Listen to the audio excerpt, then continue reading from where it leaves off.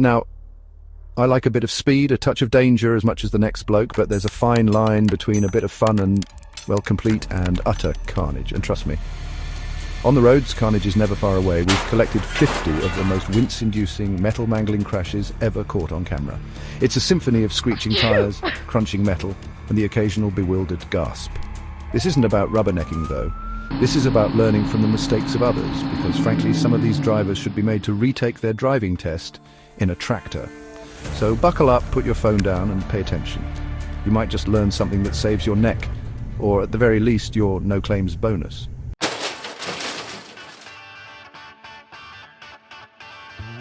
Right, first up, the classic rear-ender.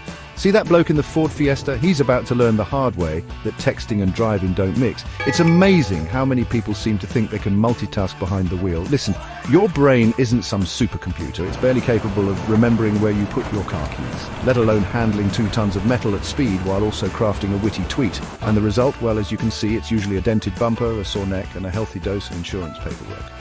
The lesson here is simple. Keep your eyes on the road and your phone in your pocket, unless you want to end up looking like you just lost a staring contest with a runaway caravan.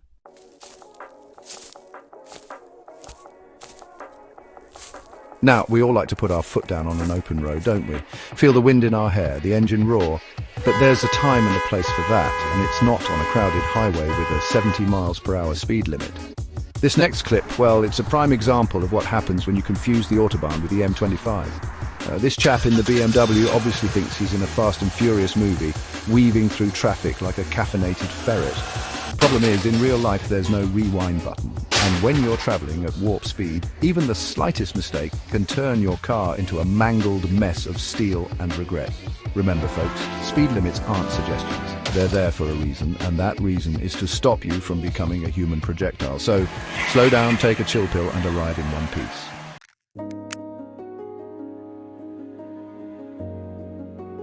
Right then, you lot, buckle up for this one. Some bright spark decided to treat their car like a tumble dryer, and let me tell you, the results are spectacular. This, my friends, is what we call a rollover, and it's a perfect storm of bad decisions and even worse driving. Now, I'm not saying this driver was a complete pillock, but, well, let's just say they clearly missed the memo on the laws of physics. See, cars, especially those top heavy Chelsea tractors, aren't designed for impromptu aerial displays. You take a corner too fast or swerve like a startled badger and you're asking for trouble.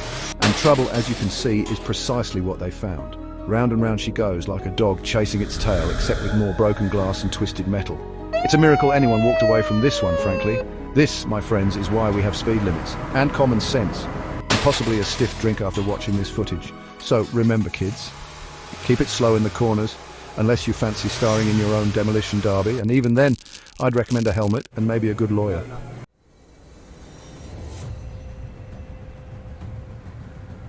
The humble intersection, a place where drivers gather, blink their indicators in utter confusion, and occasionally, just occasionally, engage in a bit of vehicular ballet. But this, my friends, is more like a car crash opera, and trust me, it ain't pretty. We've got 2 contenders here, both vying for the coveted "Whose Fault Is It Anyway" trophy. First up, we have the blur in the blue car, treating the red light like a suggestion rather than a legal requirement. And coming in from stage left, we have the unsuspecting soul in the silver saloon, probably humming along to the radio, blissfully unaware of the impending doom. Bang! Just like that, metal meets metal in a symphony of crunching steel and shattering glass. I'm surprised that there weren't feathers and a puff of smoke, because that was a direct hit. This, my friends, is why we have traffic lights, and also why it's probably a good idea to look both ways, even if you think you have the right of way. Remember folks, red means stop, green means go, and amber, well, amber means floor it and hope for the best, apparently. Just kidding, please don't do that.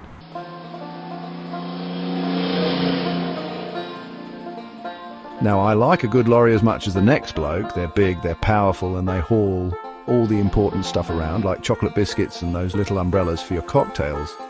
But even I have to admit they can be a bit of a handful on the road, especially when driven by someone who thinks they're in a Fiat 500. This, my friends, is a prime example of what happens when you don't respect the sheer size and stopping distance of these behemoths. We've got a lorry driver who clearly skipped the chapter on braking in his HGV handbook, and an unfortunate soul in a hatchback who's about to have a very bad day. It's like watching a rhinoceros trying to play hopscotch. It's not going to end well, and indeed it doesn't. The car is transformed into a mangled mess of metal while the lorry driver probably just needs a fresh cuppa and a stiff upper lip. This, my friends, is your reminder that lorries are not to be trifled with. Give them space, be patient, and for heaven's sake don't cut them off unless you fancy being the filling in a metal and rubber sandwich.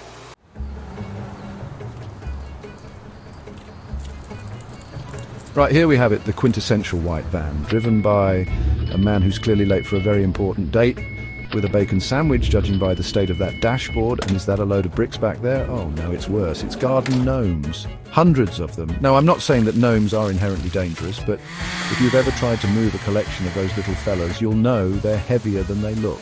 This bloke's clearly overloaded his van, which means his centre of gravity is about as stable as a giraffe on roller skates. And what happens when you take a corner too fast in a van full of gnomes? You guessed it, you end up looking like you've just lost a game of Jenga with a cement mixer. Remember, folks, overloading your vehicle is just asking for trouble. It's like trying to stuff a whole roast turkey into a sock. It's not going to end well.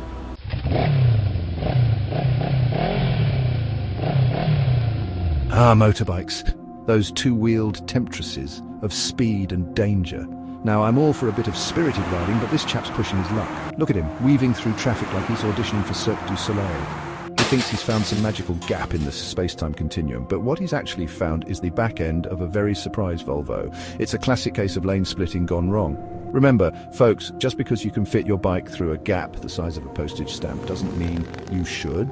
Motorbikes are practically invisible to most drivers. It's like they're coated in vanishing cream and bad decisions. So my advice to all you bikers out there is this: ride defensively, assume every car is driven by a blindfolded orangutan, and for heaven's sake, invest in some decent protective gear.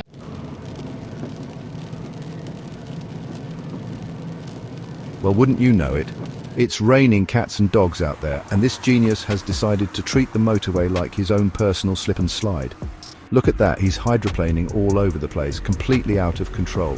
Honestly, it's like watching a hippopotamus trying to ice skate. The first drops of rain, people, that's when the roads are at their most treacherous. All the oil and grime from months of commuting gets lifted up, creating a surface slicker than a buttered penguin. And what do people do? They carry on driving like they're on a sunny day out to Brighton. Listen, when the heavens open, slow down, you bunch of numpties. And for crying out loud, check your tyre tread. If they're more worn than my jokes, you're one raindrop away from a date with a ditch. Remember, water is the enemy of grip, and grip is the only thing keeping your car on the road and not wrapped around a lamppost.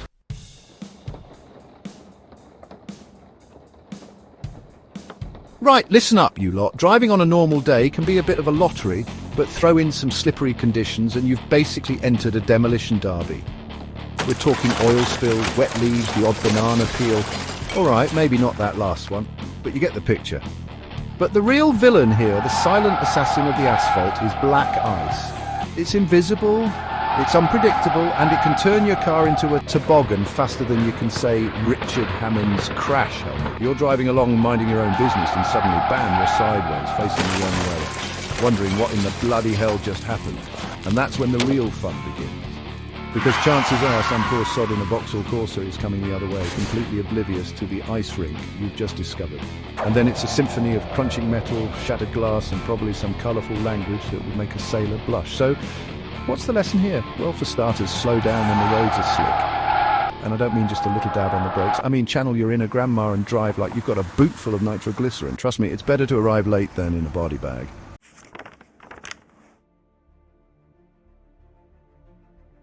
You know, they say humans are the most intelligent species on the planet.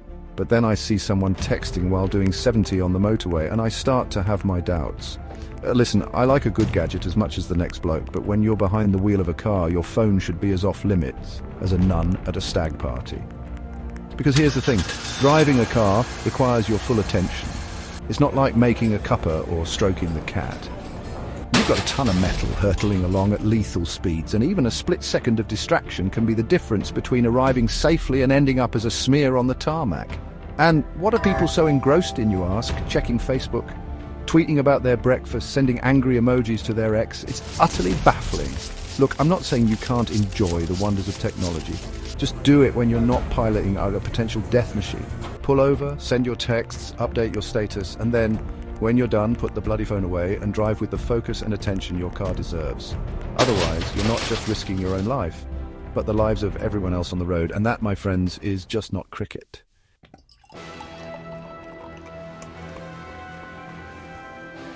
Now, I enjoy a pint of beer as much as the next bloke, maybe even a bit more, but there's one thing I would never do after a few pints down the pub, and that's get behind the wheel of a car. It's a recipe for disaster, like mixing nitroglycerin and a cheese grater. Look, I get it, you've had a few drinks, you're feeling good, and the thought of walking home in the rain is about as appealing as a night in with Piers Morgan. But here's the thing. Alcohol and driving are two things that should never, ever mix. Because when you're drunk, your judgment goes out the window faster than a toupee in a hurricane. You think you can handle your booze, that you're perfectly capable of driving. But the truth is, you're a danger to yourself and everyone else on the road, so do yourself and everyone else a favor. If you're planning on having a drink, leave the car at home, get a taxi, call a friend, ride a donkey if you have to, just don't get behind the wheel. Because a DUI isn't just a bad decision, it's a potentially fatal one. And trust me, you don't want that on your conscience.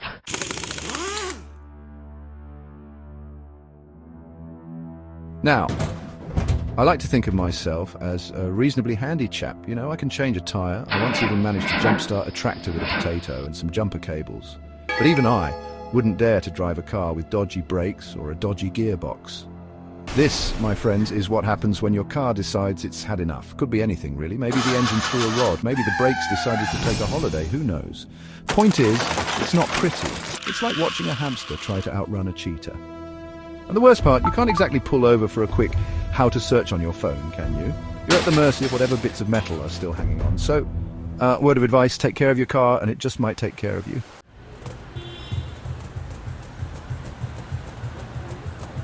Right, let's be blunt, shall we? Pedestrians, they're everywhere. Crossing the road without looking, texting while walking, wearing headphones and pretending they can't hear the symphony of a V12 engine. It's enough to make a saint reach for the horn. But, and this is a big but, even if they are a bit daft sometimes, you can't just go around turning them into hood ornaments, can you? No, you have to be the responsible one, the one who isn't glued to their phone or daydreaming about that bacon sandwich they had for breakfast. You need to be aware, alert and ready to slam on the brakes if Mr. I'm too important to look where I'm going decides to have a wander into the road.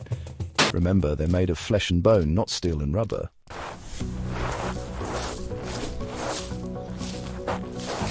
Now, I'm all for a bit of exercise, a brisk walk, a jog around the park, maybe even a spot of badminton if I'm feeling adventurous. But cycling on the road, that's just asking for trouble, isn't it? It's like they're deliberately trying to blend in with the scenery, dressed head to toe in neon spandex, weaving in and out of traffic like they're auditioning for the Tour de France. And don't even get me started on those cycle lanes. They're about as useful as a chocolate teapot. You're forever having to swerve around parked cars, pedestrians who think they're an extension of the pavement, and of course the lycra lads themselves. It's a recipe for disaster, I tell you. So next time you see a cyclist, give them a wide berth, a polite toot on the horn, and for heaven's sake, keep your wits about you.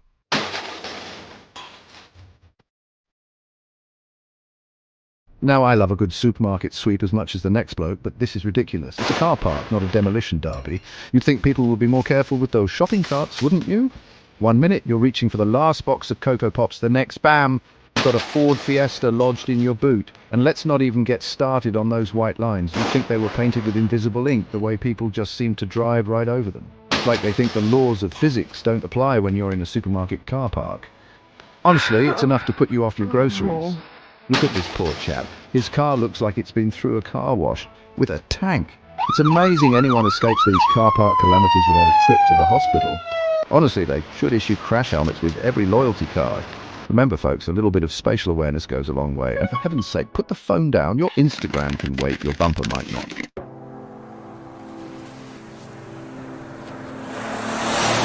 Right, let's talk about something that really grinds my gears. And no, it's not Hammond's driving for once, it's road rage.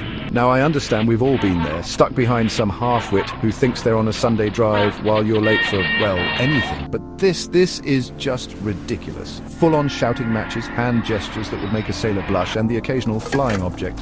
It's like something out of a bad action movie, except it's real life and nobody wins. This kind of behaviour is just plain dangerous. 1 minute, you're exchanging pleasantries about each other's mothers. The next, you're rear-ending each other at 60 miles per hour. Not exactly a recipe for a relaxing commute, is it? So next time you feel that red mist descending, take a deep breath, count to 10. And remember, it's just not worth it. Besides, wouldn't you rather get home in one piece and enjoy a nice cuppa?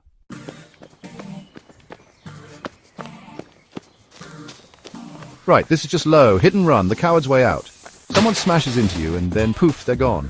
Like a magician with a very expensive disappearing act. Except it's not magic, is it? It's just plain wrong. Driving off after an accident is not only illegal, it's downright immoral. You've caused damage, potentially injured someone, and instead of taking responsibility, you scarper like a rat down a drain pipe. What are you, some sort of nocturnal rodent? And don't even try to justify it by saying you panicked. We've all been there, mate. But you know what separates a responsible driver from, let's say, less than responsible one? Owning up to your mistakes. So, if you're ever in an accident, do the right thing. Stop, check for injuries, exchange information. And for heaven's sake, don't even think about doing a runner. Remember, folks, karma's a real thing, and it probably drives a monster truck.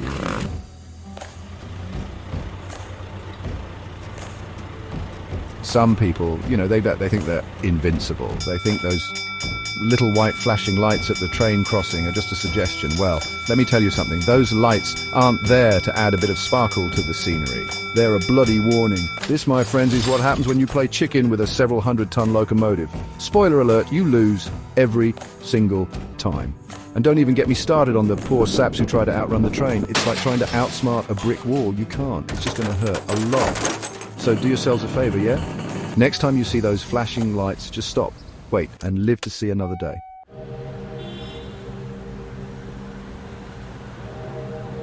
Driving the wrong way down a one-way street. It's the automotive equivalent of walking into a room and forgetting why you're there. You just know it's wrong, but somehow some people still manage to do it. Maybe they're lost. Maybe they've had one too many pints down the pub, or maybe, just maybe, they're completely clueless about the basic rules of the road. Whatever the reason, it's a recipe for disaster. Imagine this. You're cruising along, minding your own business, when suddenly, BAM! A car comes hurtling towards you, going the wrong way. It's enough to make your hair stand on end. So, a word to the wise, pay attention to the signs, yeah? They're there for a reason, and unless you fancy a head-on collision with a very confused driver, stick to your own side of the road.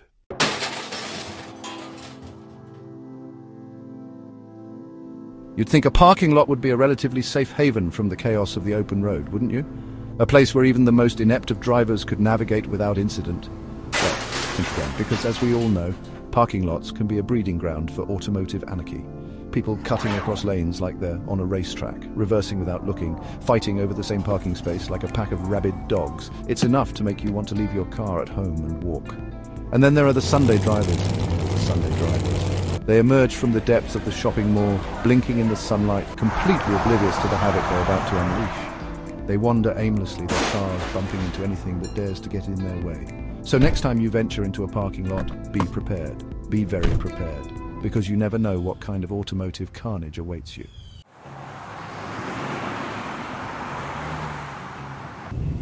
Right, listen up, you lot. We're about to delve into the concrete jungle where the humans seem to forget all known laws of driving. This, my friends, is where the rubber meets the road, literally, in the most catastrophic ways imaginable. City streets filled with more distractions than a phone box full of clowns can turn into a demolition derby in the blink of an eye. One minute you're admiring the questionable fashion choices of pedestrians, the next you're picking bits of your bumper out of a shop window. Stay sharp, keep your eyes peeled, and for heaven's sake, anticipate the idiocy of others. Because trust me, in the urban jungle, the unexpected is always just around the corner, waiting to turn your beloved motor into a mangled mess.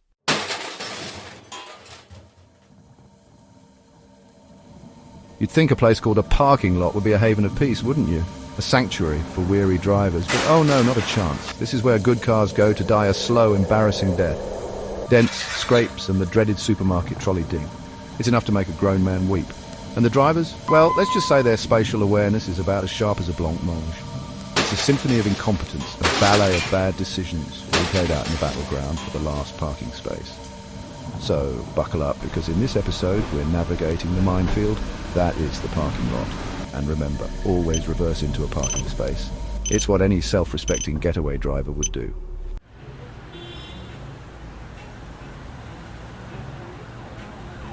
Roundabouts, those swirling vortexes of automotive confusion designed by some sadist to test the patience of even the calmest driver. It's like a waltzing hippopotamus. Graceful it is not. You've got drivers cutting across lanes, ignoring indicators, and generally behaving like they've been let loose on Mario Kart after one too many espressos. It's enough to make you want to invest in a bumper car because, frankly, that seems to be the only way to navigate these asphalt circuses without ending up as a crumpled heap of metal. So, hold on to your hats, folks, as we delve into the chaotic world of roundabouts. And remember, in this arena, aggression is key. Just kidding. Always be courteous and follow the rules of the road. But wouldn't it be more fun if we didn't?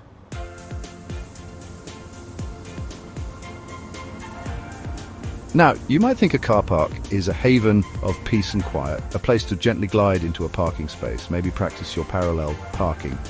But oh no, my friends, car parks are a war zone. People reversing without looking, forgetting where they parked, trolley collisions, you name it. This particular incident, though, takes the biscuit.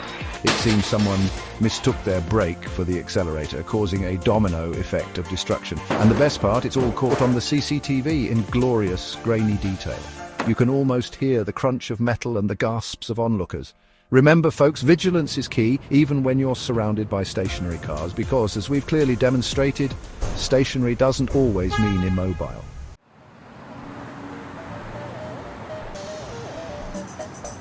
The one-way street. A simple concept, really. You go one way and one way only. But some people, bless their cotton socks, seem to find this far too complicated. This chap, for instance, decided that the arrows and signs didn't apply to him. Perhaps he was admiring the architecture, or maybe he left his common sense at the petrol station. Whatever the reason, he's managed to put himself in a rather precarious position. Head-on collisions are bad enough at the best of times, but in this scenario, it's a recipe for absolute disaster. The sheer panic in the other driver's faces is palpable. Remember, folks, pay attention to the signs, and if in doubt, follow the flow of traffic. Otherwise, you might find yourself on a one-way ticket to a world of pain.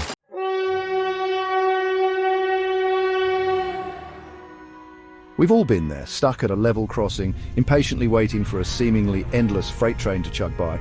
But some people, it seems, have less patience than a toddler in a sweet shop. This truck driver, for example, decided he'd had enough of waiting. Instead of displaying even a modicum of common sense, he decided to play a game of chicken with a multi-ton locomotive. Spoiler alert, he lost. The result, as you can see, is about as pretty as a dropped pie. This, ladies and gentlemen, is why we don't mess with trains. They're bigger, heavier, and considerably less forgiving than your average Ford Fiesta. So, next time you're tempted to beat the train, remember this image. It might just save your life and your insurance premiums.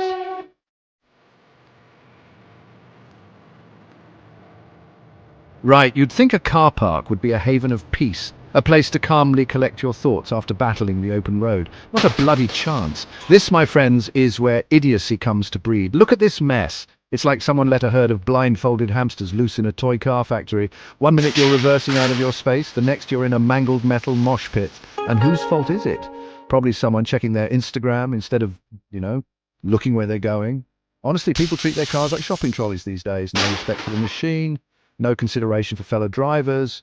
This is basic stuff, folks. Mirrors, signal, maneuver. It's not rocket surgery unless you're driving a bloody Range Rover after a liquid lunch. Then it's a different story.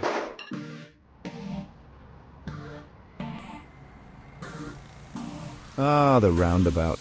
A marvel of modern traffic management designed to keep cars flowing smoothly and safely, or in the hands of these clowns, a recipe for absolute carnage. Now, I'm no stranger to a bit of spirited driving, but this is just ridiculous. Look at this plum. He's entered the roundabout like he's launched off a ski jump, completely ignored the basic principles of yielding and indicating, and ended up sideways. And the best part?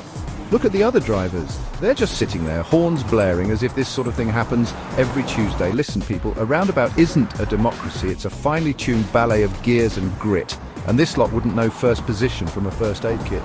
Honestly, it makes me want to climb into a tank and show them how it's done, but then, knowing my luck, some numpty in a Prius would probably cut me off.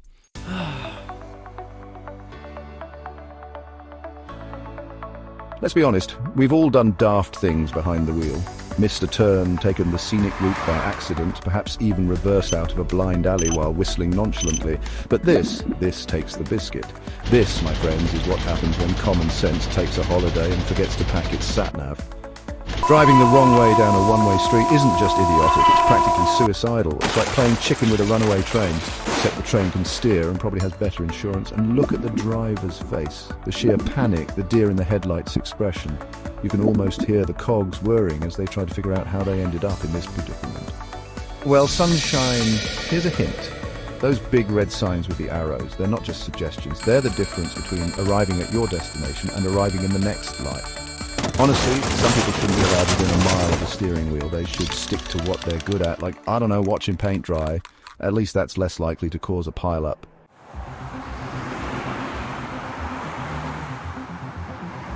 Now, some people, and I'm not naming any names here, might think they can beat a train to a crossing. They might think, oh, it's miles away, I've got plenty of time. But let me tell you something, folks. Trains are like James May. Trying to tell a joke, they take their sweet time getting there. But when they arrive, it's a disaster. This right here is what we in the business call a classic case of misjudging the stopping distance. It's like trying to parallel park a Range Rover in a phone booth. Not going to happen. And the result? Well, let's just say this car is about to be flatter than a crepe after Hammond's been driving it. Remember, kids, trains can't swerve, they can't brake on a dime. They're basically giant metal sausages hurtling down a track. So next time you see those flashing lights and hear that whistle blowing, don't be a muppet, stop, wait and live to drive another day.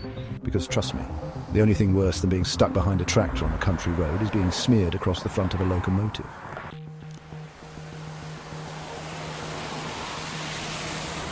Bridges, they're like the M25 at rush hour, absolutely essential, frequently congested and occasionally prone to spectacular failures. Now, I'm not saying this bridge was built by the lowest bidder, but let's just say I wouldn't want to be holding the warranty. This unfortunate chap here is about to learn a valuable lesson in physics. You see, gravity, much like the taxman, is relentless and unforgiving, and when a bridge decides it's had enough, well, you better hope you've got a good parachute. The authorities are going to blame this on structural fatigue, but we all know the real culprit: caravans. Those lumbering behemoths put more stress on a bridge than Richard Hammond at an all-you-can-eat buffet. So a word of advice, folks, if you see a caravan ahead of you on a bridge, turn around. It's not worth the risk. You'll thank me later.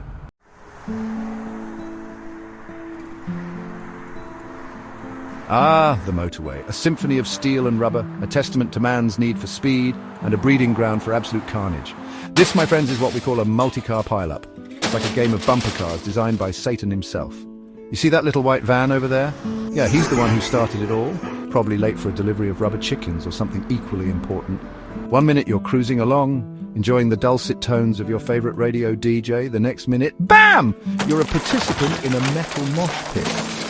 Now, the official report will probably blame this on poor weather conditions or driver error, but we all know the truth, don't we? It's the curse of the white van man. They're out there lurking in our midst, just waiting for an opportunity to unleash chaos upon the asphalt. Remember, folks, stay vigilant, stay alert, and for the love of all that is holy, keep your distance from white vans. They're nothing but trouble.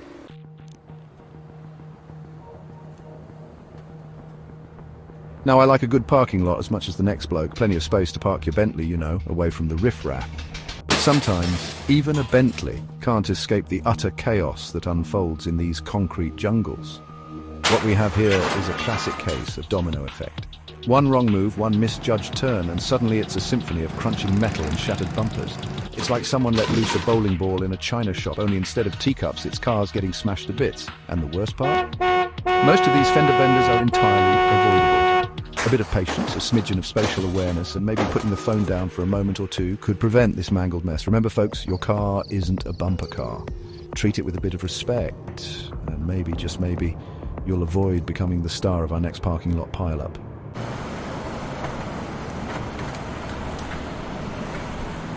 Now, I'm all for a bit of pedal power. Good for the environment, good for the thighs, what's not to like? But there's a special place in, well, let's just say it's not a very nice place for drivers who seem to forget that cyclists exist.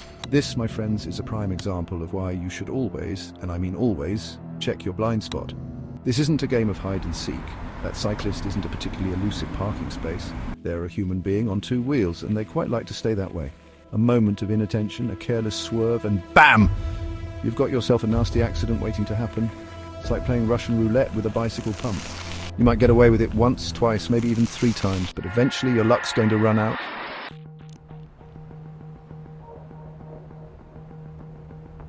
We've all been there, stuck at a level crossing, impatiently tapping our fingers, wondering if we'll ever reach our destination. But let me tell you something, folks.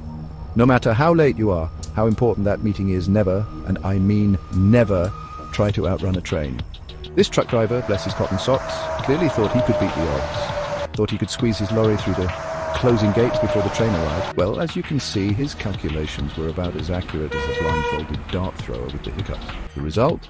A mangled mess of metal, a very delayed train journey, and a truck driver who probably wishes he'd just waited those extra few minutes. Remember, folks, trains are big, heavy, and they don't stop on a dime. So next time you're at a level crossing, do yourself a favor and wait. It might save you a whole lot of trouble.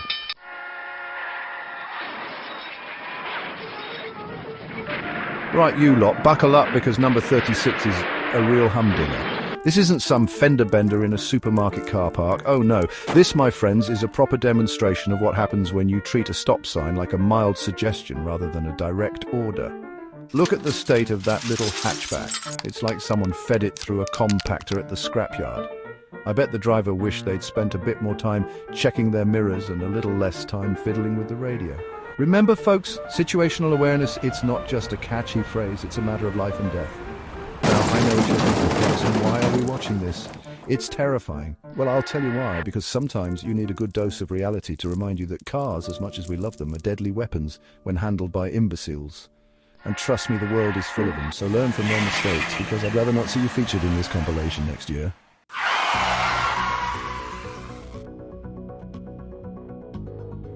Number 37. This one's a classic case of overestimating your driving skills and underestimating the laws of physics. We've got a chap here who clearly thinks he's on a rally stage instead of a public road. Spoiler alert, this doesn't end well. Now, I love a good power slide as much as the next petrol head, but there's a time and a place for it, and that place is definitely not a blind corner on a mountain pass with a sheer drop on one side. This isn't a Fast and Furious film, mate. There's no Vin Diesel to pull you out of this one. I can't imagine what possessed this driver to think they could take that corner at that speed. Maybe they were late for a hairdresser's appointment. Maybe they were trying to outrun a swarm of bees, or maybe just maybe they were a complete and utter moron. Whatever the reason, the result is the same. A crumpled heap of metal, a bruised ego, and probably a hefty insurance claim. Let this be a message you students. Gravity is undefeated.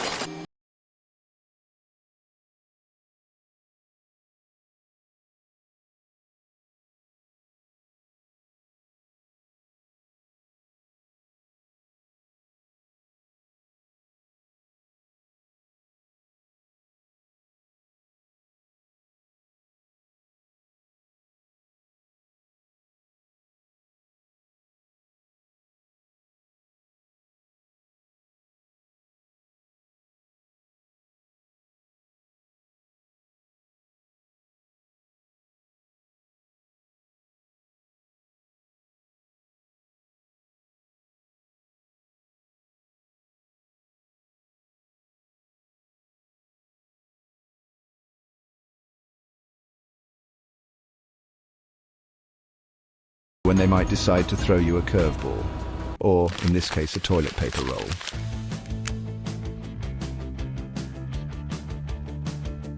Right, you lot, buckle up for this one. We've got a hatchback minding its own business, or so it thinks, trundling along in the middle lane. Now, I'm not one for rules, but even I know that lane's for overtaking, not for scenic cruising. And what's this? A blur of something fast approaching in the rear-view mirror. Could be a Ferrari, could be a runaway shopping trolley. It's hard to tell at this speed. Oh dear. It's a rather impatient BMW driver who clearly missed the memo about safe braking distances. The inevitable happens. Bang! Our hapless hatchback is now the filling in a metal and fiberglass sandwich. This, my friends, is why we indicate. Check our mirrors and for heaven's sake leave some space for braking. Remember folks, driving like a tool doesn't make you a mechanic, it just makes you a bigger tool.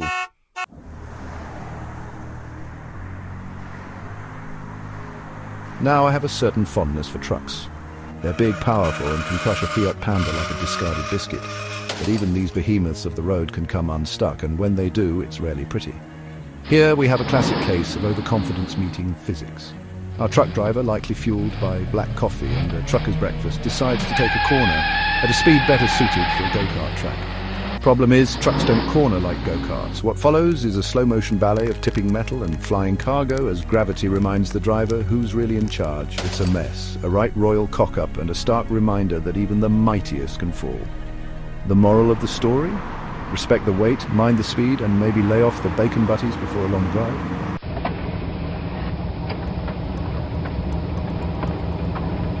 Rain, the nemesis of every motorist who enjoys dry socks and predictable handling, but some drivers, particularly those who mistake their Ford Fiesta for a rally car, seem to forget that water makes the road a tad slippery. Here's a prime example. Our intrepid Fiesta driver, convinced they're auditioning for the next Fast and Furious film, decides to ignore the standing water on the road. Now, I'm all for a bit of speed, but there's a time and a place and a flooded motorway, ain't it? What happens next is a masterclass in how not to handle a car in the wet. The Fiesta, now resembling a water ski more than a motor vehicle, loses all grip and decides to go for a little swim. It's a spectacular display of hydroplaning and a reminder that even a little rain can turn your commute into an aquatic adventure. So, next time the heavens open, slow down, keep it smooth, and remember, aquaplaning is best left to ducks and speedboats.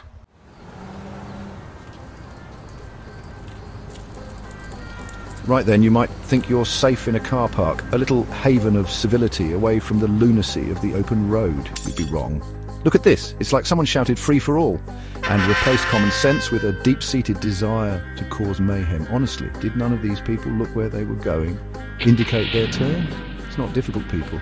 This is basic stuff, even simpler than figuring out which pedal makes your car go faster, which I assume is a daily struggle for some of these drivers. Honestly, the amount of damage here is just embarrassing. Look at that poor chap's bumper, crumpled like a used tissue. And that minivan looks like it tried to mate with a lamppost. Someone needs to revoke someone's driving license. Probably all of their licenses, just to be safe.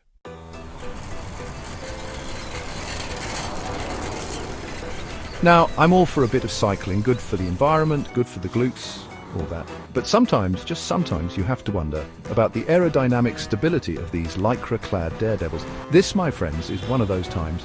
Observe as our intrepid cyclist, with all the grace of a startled gazelle on roller skates, decides to become intimately acquainted with the tarmac. I'm not sure what's more impressive, the height he's achieved or the fact he appears to have left his common sense at the top of that hill. Let's just hope he's got more padding than your average sofa.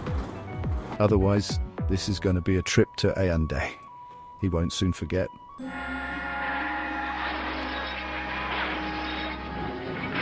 They say size isn't everything. They're wrong, at least when it comes to trucks. See, a small car crash, it's like a little fender bender, a bit of a nuisance, a bit of paperwork.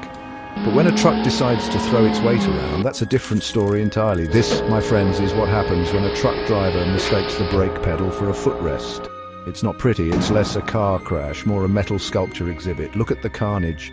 It's like someone put a monster truck in a blender with a couple of family sedans. This, ladies and gentlemen, is a prime example of why you don't want to be anywhere near a truck when things go south.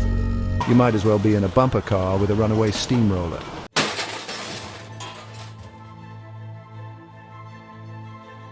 Right, you see that right there? That, my friends, is what we call a proper car park, except it's not supposed to be a car park, it's a freeway. Or at least it was a freeway until about 5 minutes ago. Now it's a symphony of twisted metal and shattered windscreens. You see, what happens is some bright spark up ahead decides to slam on their brakes for no good reason. Maybe they dropped their phone. Maybe they saw a squirrel having a nervous breakdown. Whatever the reason, it set off a chain reaction that'll leave this road looking like a scrapyard. And let's not forget the poor sods stuck right in the middle of this mess. They're probably wishing they'd invested in a tank instead of that sensible family saloon, because in this metal mosh pit there's only one rule: survival of the fittest and the least dented. So a word to the wise: next time you're tempted to brake check someone on the freeway, just remember this image. It might just save you a whole lot of hassle and a whole lot of insurance paperwork.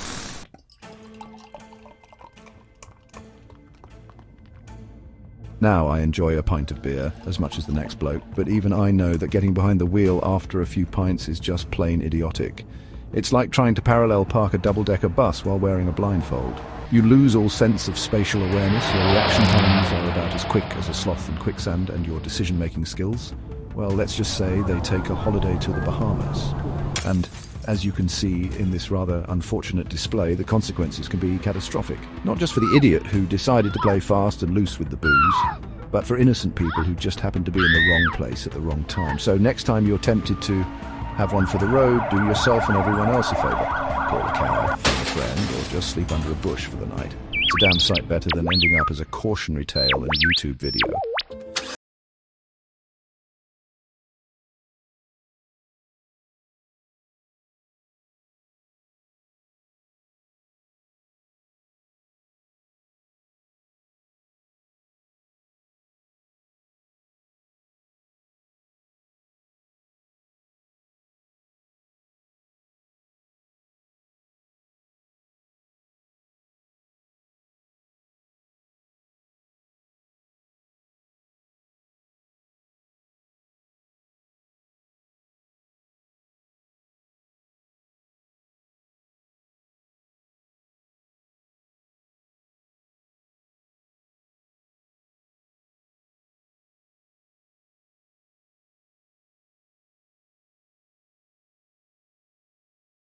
Your insurance premiums will thank you for it.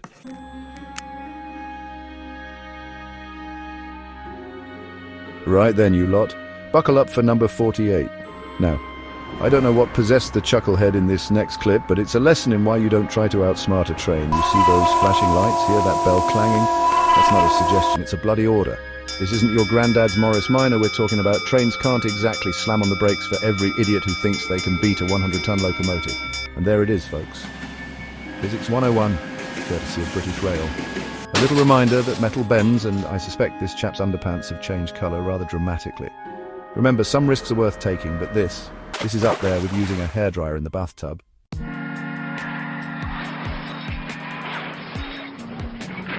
Right then, buckle up, because number 49 is a real corker. We've seen some proper calamities in our time, haven't we? Cars driving on two wheels, trucks turning into instant convertibles, you name it. But this one takes the biscuit. It involves a bloke, a roundabout, and a flock of pigeons. You can see where this is going, can't you? Now, I like pigeons as much as the next chap, mostly as target practice, but this fellow seems to have taken a rather extreme disliking to them. Lost control, did a complete 180 and ended up looking like a turtle stuck on its back. The pigeons, I imagine, were rather unbothered, probably just flew off to find a new statue to relieve themselves on. The moral of the story? Don't be a donut, pay attention to the road, not the feathered fiends flapping about. And for heaven's sake, if you're going to have a run-in with wildlife, at least make it interesting.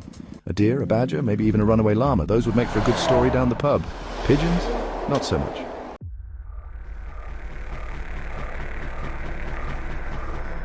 Well, here we are, the final crash in our cavalcade of automotive carnage. Number 50, the big cheese. The one that made us want to wear crash helmets just to edit the footage. And trust me, you're not going to believe this. We've had trucks playing hopscotch with sedans, motorbikes doing their best Superman impressions, and enough near misses to make a driving instructor spontaneously combust. But this one is in a league of its own. A symphony of stupidity, a masterpiece of mayhem. It's got everything: speed, bad decisions, and a complete disregard for the laws of physics and common sense. It's the kind of crash that makes you want to grab the nearest person and shout, "Did you see that? Did you bloody see that?" Now, I can't tell you what it is because that would spoil the surprise. But let's just say it involves a very expensive sports car, a very solid-looking wall, and a driver who clearly missed the day they were teaching braking in driving school.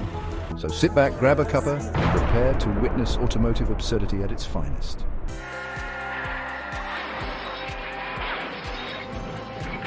So there you have it. 50 crashes that should serve as a stark reminder of what can happen when you treat the road like your own personal playground. Remember, folks, driving is a privilege, not a right. It's about getting from A to B in one piece, preferably without leaving a trail of mangled metal and bewildered bystanders in your wake. So next time you get behind the wheel, remember what you've seen here.